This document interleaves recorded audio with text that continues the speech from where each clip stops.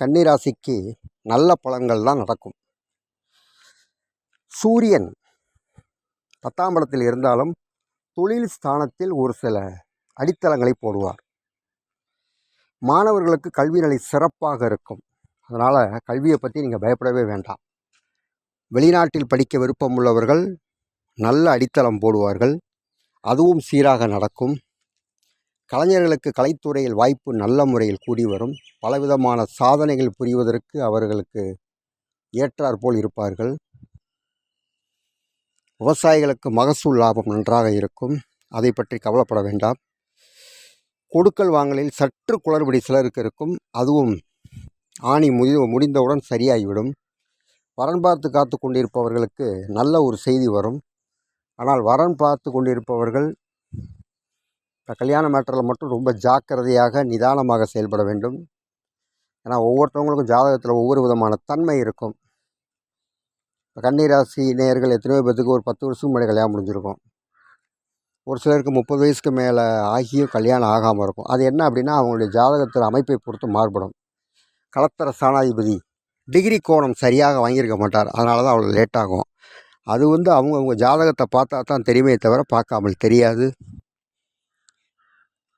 உத்தியோகத்தில் பணிபுரிபவர்கள், அலுவலகங்களில் பணிபுரிபவர்களுக்கு மேலதிகாரிகளுடைய அதாவது அனுசரணை சற்று குறைவாக கிடைக்கும். ஆனால் காலம் போக போக அதுவும் கிடைத்துவிடும்.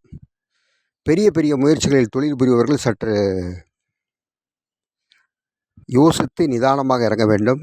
ரொம்ப அதிகப்படியான கால் உடனே வச்சிடக்கூடாது. அது சற்று மைனஸாக முடியக்கூடிய வாய்ப்பு இருக்குது. ஒரு சிலருக்கு சகல எதிர்பாராத விதமாக சகல நன்மைகள் கிடைக்கக்கூடிய வாய்ப்பு இருக்குது. அவங்களுக்கும் நல்ல விதமாக இருக்கும். அதனால் இந்த ஆனி மாத கிரக அமைப்பை பொறுத்தவரையில் கன்னிராசிகளுக்கு ஒரு வரப்பிரசாதம் என்றே சொல்லலாம்.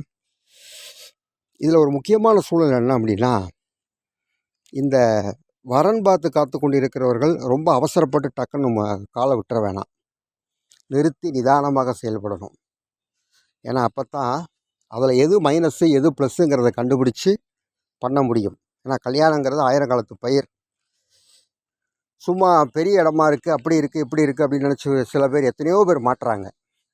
அந்த மாதிரியான சூழ்நிலை வந்துவிடக்கூடாது. அதனால் அந்த விஷயங்களில் மிகவும் ஜாக்கிரதையான எச்சரிக்கையுடன் இருக்க வேண்டும். அதற்கடுத்து புதிதாக வாகனம் வாங்குவோர்கள் அந்த வாகனங்களை புதுப்பித்து கொள்ளலாம். அல்லது பழைய வாகனங்களை விட்டு புதுசாக வாங்க நினைக்கிறவங்க அந்த மாதிரி வாங்கிக்கலாம். ஒரு சில பேர் புதிதாக வாங்க நினைப்பாங்க. அவங்களுக்கும் ஒரு நல்ல சூழ்நிலை கட்டாயம் அமையும்.